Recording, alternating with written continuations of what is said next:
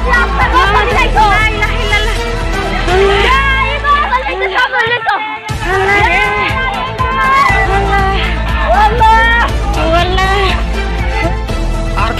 লাইভলৈ স্বাগতম জনোৱাৰ লগতে দিব লৈছোঁ এক বিগ ব্ৰেকিং নিউজ। হোজাইৰ কাকিত ভয়ংকৰ অগ্নিকাণ্ড সংঘটিত হৈছে। হোজাই জিলাৰ কাকি থানাৰ অন্তৰ্গত ৩ নং কাকিৰ ৩০০০ বিঘা আমতলা গাঁৱৰ আব্দুল আৱালৰ পুত্ৰ আতাবুৰ ৰহমানৰ ঘৰখন আজি ইলেক্ট্ৰিক শ্বৰ্ট চাৰ্কিট হৈ কেনেদৰে জুইত ভস্মীভূত হৈছে। ঘৰৰ কোনো মাল সামানৰ লগতে অলংকাৰ পাতি আৰু নথি পত্ৰ একোৱেই বচাব পৰা নাই। চাওক আজিৰ এই প্ৰতিবেদন। আজি দেখা গৈছে আপোনালোকৰ ঘৰ এটা পুৰি জুইত ভস্মীভূত হৈছে, গতিকে কি ক'ব? ক'বলগীয়া এইটো আমাৰ মহম্মদ আব্দুল আৱালৰ ল'ৰা আতাবুৰ ৰহমান, তাৰ ঘৰটো পুৰি সম্পূৰ্ণ কাগজ পাতি ডকুমেণ্ট যিমান আছিল চব ভস্ম হৈছে। কিহৰ পৰা লাগিছিল? কাৰেণ্টৰ পৰা জ্বলিছে। জুইটো কাৰেণ্টৰ পৰা লাগিছে? কাৰেণ্টৰ পৰা জ্বলিছে।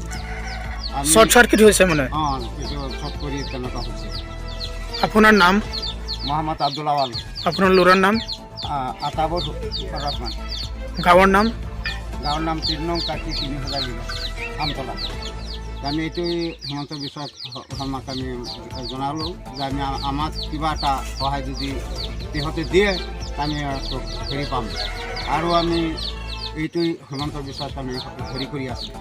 অসমৰ হৃদয়মান ব্যক্তিসকলক আপুনি আৰু কিবা জনাব বিচাৰে নেকি? বদৰুদ্দিন আজমলক আমি হেৰি কৰিছোঁ যে সিহঁতক যদি অলপ আমাক সহায় কৰে আমি আনন্দ হওঁ। আৰু ঘৰ চব জ্বলি গৈছে আৰু হেৰি ঘৰৰ যিমান মাল বস্তু আছিলে বা অলংকাৰ পাতি আছিলে, ডকুমেণ্টছ পাতি আছিলে, চব জ্বলিছে? জ্বলি গ'ল, চব জ্বলি গ'ল। একো বচাব পৰা নাই? বচাব পৰা নাই, চব জ্বলি গ'ল। আনফৰ্চ চাবক আমি হেৰি জনাইছোঁ, যদি আমাক কিবা এটা সহায় কৰে আমি ঘৰটো বনাই পেলাই থাকিব পাৰিম, সিহঁতক আমি জনাব। আজি দেখা গৈছে তোমাৰ ঘৰ দুৱাৰ পুৰি জুইত ভস্মীভূত হৈছে, গতিকে কি ক'বা? এই কাৰেণ্টৰ জুই লাগি মোৰ ঘৰটো পুৰি গ'ল।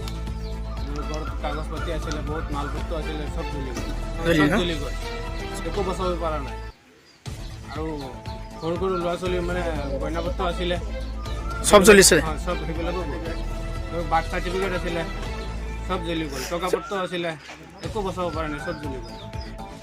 পানী গাড়ী বিভাগক ফোন কৰা নাই? গাড়ী ফোন কৰিছিলোঁ, কিন্তু সিহঁতে আহোঁতে লেট হৈ গ'ল। পাছত সিহঁতে আহিব মানে বচাব পৰা নাই। তাৰ আগতেই মানে জ্বলি ভস্মীভূত হৈছে। কাৰোবাৰ গা চা ফুৰিছে নেকি? কোনোবা জ্বলিছে নেকি? মানুহৰ ক্ষতি হৈছে নে? নাই নাই, মানুহ ক্ষতি হোৱা নাই। এনে কাপোৰ চাপোৰ কাপোৰ চাপোৰ চব জ্বলি গ'ল। ডেক্সি বাচন সেইবিলাকো চব জ্বলি গ'ল, মানে একো বচাব পৰা নাই। ঠিক আছে। দাদা, আজি দেখা গৈছে ঘৰ এখন জ্বলিছে, কি ক'ব? এইটো আমাৰ ডাঙৰ দাদা আতাবুৰ ৰহমানৰ ঘৰ। আজি দিনত 2:10 কাৰেণ্টৰ কিবা শ্বৰ্ট হৈ পেলাই কেনেকুৱা জুইত লাগিলে, জুই লাগি পেলাই গোটেই ঘৰখন মানে জ্বলি গ'ল। এতিয়া আমি আমাৰ দাদা আতাবুৰ ৰহমানে মানুহ দুখীয়া মানুহ, এতিয়া আমি কি কৰিম? উপায় নোহোৱাৰ কাৰণে আমি অসমৰ মুখ্যমন্ত্ৰী ডক্টৰ হিমন্ত বিশ্ব শৰ্মাক আমি কাতৰ আহ্বান জনাই আছোঁ যে ছাৰে আমাক কিবা ঘৰখনৰ কিবা সহায় কৰি দিলে, আৰু অসমৰ বদৰুদ্দিন আজমল আৰু তাৰমানে অসমৰ মুখ্যমন্ত্ৰী ডক্টৰ হিমন্ত বিশ্ব শৰ্মাৰ পৰা অকণমান সাহায্য বিচাৰে ন? আমি অসমৰ মুখ্যমন্ত্ৰী ডক্টৰ হিমন্ত বিশ্ব শৰ্মা ছাৰৰ পৰা অকণমান সহায় বিচাৰিছোঁ, যাতে আমাৰ দাদা আকৌ ঘৰখন সাজু পেলাই মানে থাকিব পাৰে।